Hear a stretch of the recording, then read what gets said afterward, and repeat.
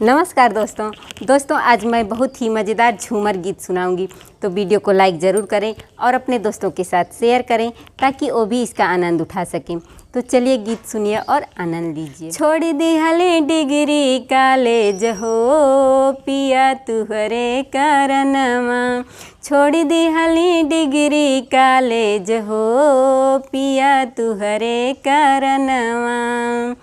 पापा के छोड़ली मम्मी के छोड़ली, पापा के छोड़ली मम्मी के छोड़ली, छोड़ दिहली भाभी के साथ हो पिया तोहरे करनवा, छोड़ दिहली भाभी के साथ हो पिया तोहरे करनवा।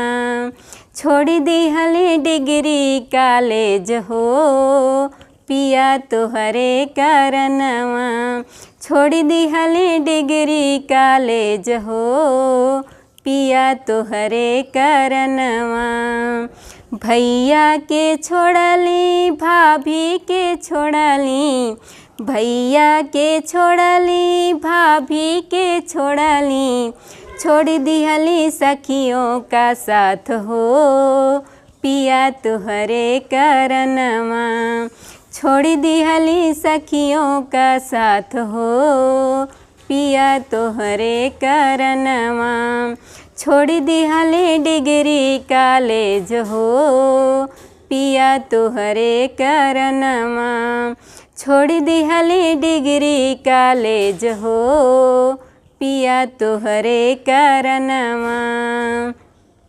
गाँव के छोड़ली मोहल्ला के छोड़ली, गाँव के छोड़ली मोहल्ला के छोड़ली, छोड़ दिहली बचपन के यार हो पिया तुहरे करनवा, छोड़ दिहली बचपन के यार हो पिया तुहरे करनवा। छोड़ दिहली डिग्री कॉलेज हो पिया तुहरे करनवा, छोड़ दिहली डिग्री कॉलेज हो पिया तुहरे करनवा, छोड़ दिहली डिग्री कॉलेज हो पिया तुहरे करनवा।